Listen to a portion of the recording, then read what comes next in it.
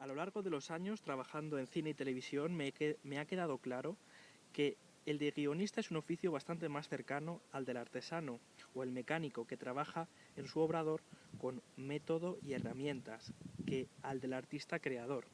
Así comienza un taller de guión cinematográfico, cómo contar una historia en el cine, herramientas del oficio, que se imparte en los cursos de verano de San Lorenzo del Escorial, a cargo de Ángeles González Sinde, directora y guionista de cine.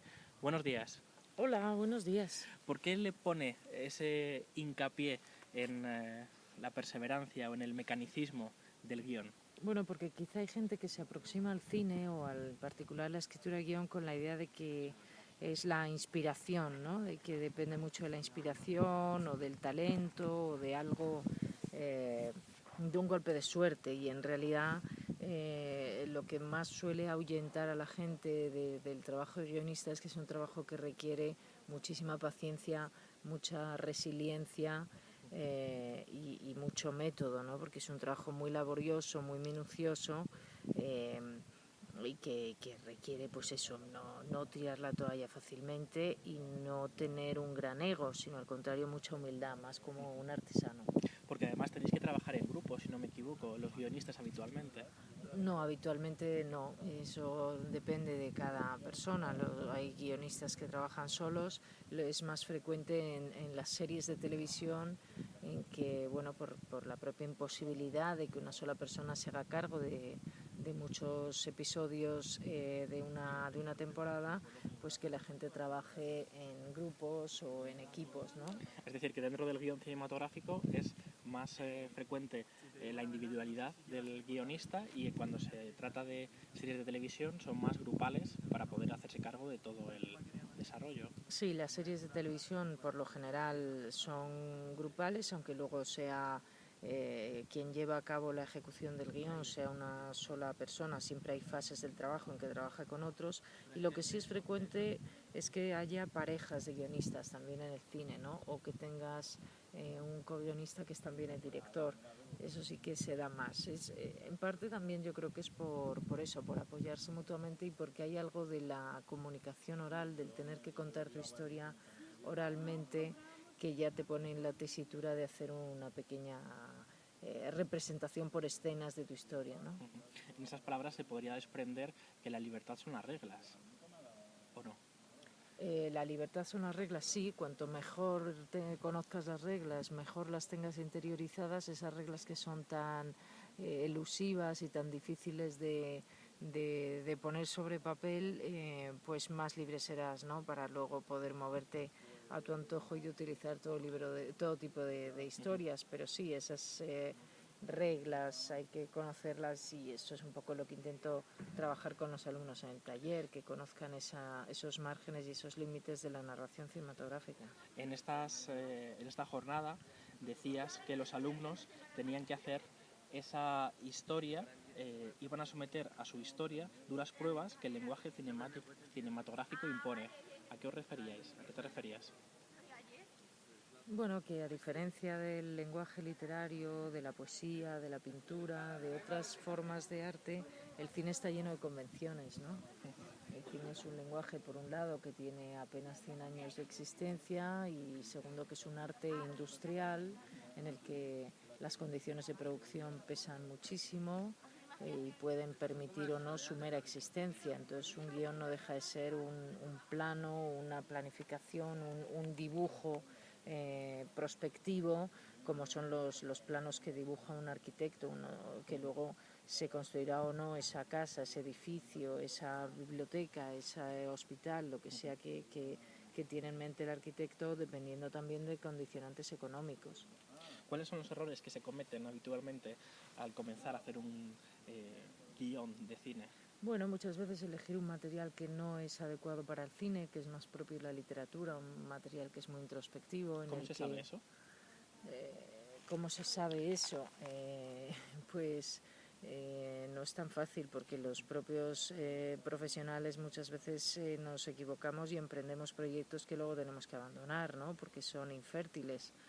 Si fuera tan fácil detectar las buenas historias, pues sería un negocio mucho más saludable de lo que es el cine en general. El cine es un negocio con muchísimo riesgo, precisamente por lo difícil que es prever el resultado, ¿no?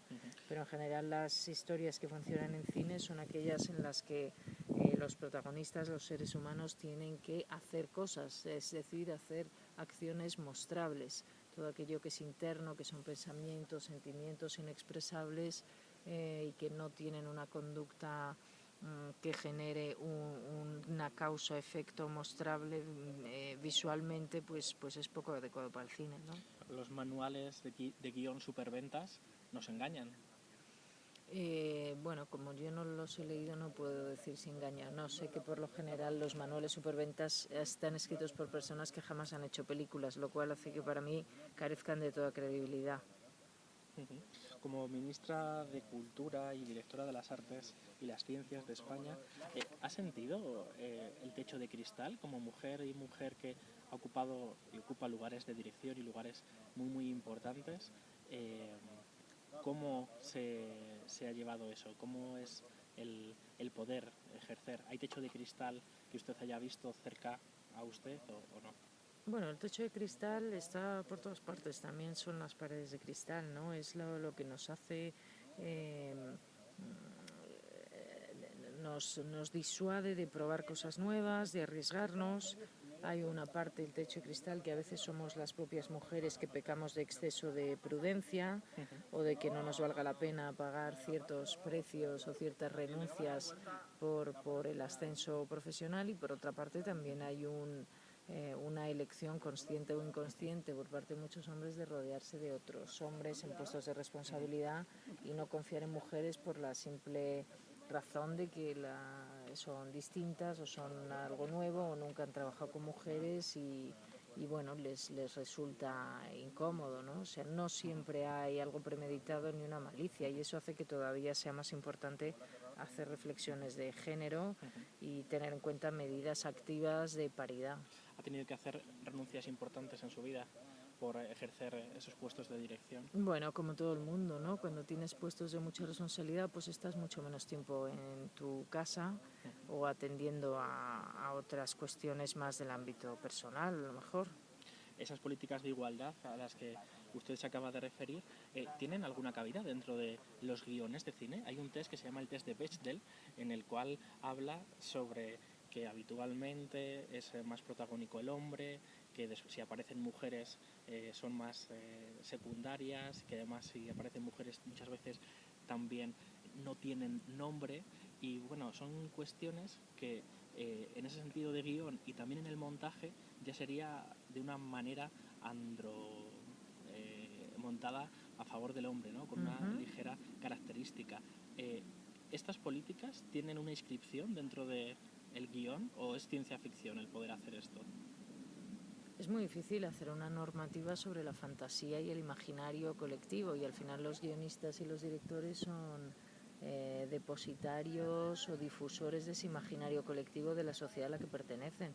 Pero es indudable que la manera de reflejar las mujeres, la ficción, sea en la televisión española o en el cine español o en el cine convencional estadounidense, es muy pobre y va mucho más atrás que la sociedad, ¿no? En el cine y en las series vemos muchas menos mujeres juez o médico o arquitectas de las que hay en la realidad, que en este momento son prácticamente mayoría, y en según qué especialidades o qué facultades en la universidad las mujeres son mayoría, y en cambio pues tendemos a ver muchas menos mujeres policías, mujeres ingenieros o mujeres taxistas de lo que hay en la realidad. Hay un efecto ahí que yo creo que hay que revisar. También afecta a minorías étnicas, ¿no? Es difícil que veamos un personaje que es un abogado y que a lo mejor es de cultura, qué sé yo, gitana, ¿no? Siempre se tiende a encorsetar y a perpetuar unos clichés que en muchos casos son obsoletos y anticuados. Eso de nuevo pues requiere por parte del autor una reflexión extra y un repaso a esos roles, ¿no? que asignamos de manera automática. Entonces en el cine no habría de manera clara esa avanzadilla, pero porque en la fantasía del guionista no está, o porque si hubiese ese progreso, no se compraría la historia.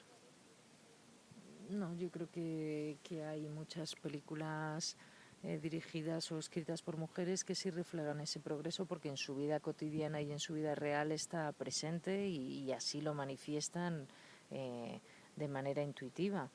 Yo creo que refleja pues algo más inconsciente cuando nos resistimos a incorporar la realidad y el papel más importante que van tomando las mujeres en nuestro entorno, ¿no?